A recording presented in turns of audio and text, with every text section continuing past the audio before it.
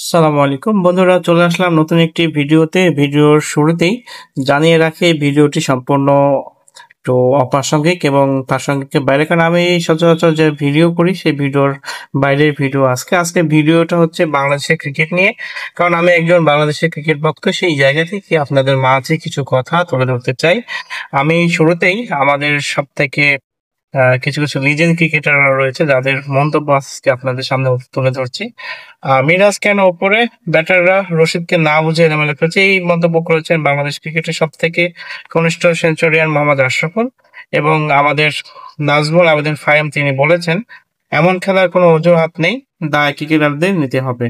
আসলে তাদের এই মন্তব্য আসাটা স্বাভাবিক, কারণ বাংলাদেশ ক্রিকেট বর্তমান আফগানিস্তান এর সাথে যে ধরনের ক্রিকেট খেলছে, আসলে এই ধরনের ক্রিকেট কখনোই কাম্য না। এটা আমরা কখনোই আশা করিনি, কারণ এর আগের যে ম্যাচটি আমরা দেখেছি সেই ম্যাচটি আমরা হরহামেশাই জিততে পারতাম। হয়তো বা কোনো কারণে সেই ম্যাচটি আমাদের হাতছাড়া হয়ে গিয়েছে। কিন্তু পরে এসে দেখলাম যে আমাদের যে 190 রানের যে টার্গেটে আমাদেরকে যে দিয়েছে আফগানিস্তান, সেই আফগানিস্তানের টার্গেটে আমরা যখন ব্যাট করতে আসি, তো দেখলাম যে আসলে আমাদের ব্যাট করার ধরনটাই অনেকটা চেঞ্জ হয়ে গেছে। আজকে অনেকদিন ধরেই আমাদের ওপেনিং ব্যাটসম্যান তানজিদ তামিম তিনি খেলছেন, আবার অনেকদিন ধরেই সাইফ হাসানও খেলছেন। সাইফ হাসান দারুণ ফর্মে ছিলেন এবং তিনি বেশ কিছু রানও করেছেন।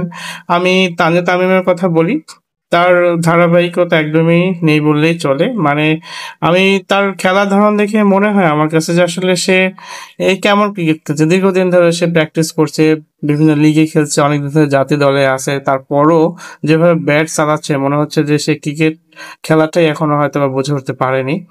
এখন চলে আসি আমাদের সব থেকে আলোচিত এবং সবচেয়ে সমালোচিত একজন ইয়ং ক্রিকেটার, সেটা হচ্ছে যে আমাদের মোহাম্মদ জাকের আলী, যাকে এখন সোশ্যাল মিডিয়ায় সুইং গাম বলা হয়। কারণ সুইং গাম চেবাতে সে এত পরিমাণে ব্যস্ত, তার ফোকাসটা থাকে সেদিকে, ক্যামেরাম্যান সেদিকেই ফোকাস করে, আমরাও তাই দেখি। কিন্তু তার তাকে কেন দলে রাখা হয়েছে সেটা আমার এখনো বোধগম্য না। তবে আমি মনে করি ব্যক্তিগতভাবে যে যেসব প্লেয়াররা এখনো দায়িত্ব নিতে শিখেনি, দায়িত্ব নিতে বোঝে না, আমার মনে হয় না বাংলাদেশ দলে সে ধরনের প্লেয়ারকে দলে রাখা ঠিক হবে। আমি মনে করি যারা ধৈর্যশীল এবং দায়িত্ব নিতে অভ্যস্ত সে ধরনের ক্রিকেটারকে দলে অন্তর্ভুক্ত করা হোক।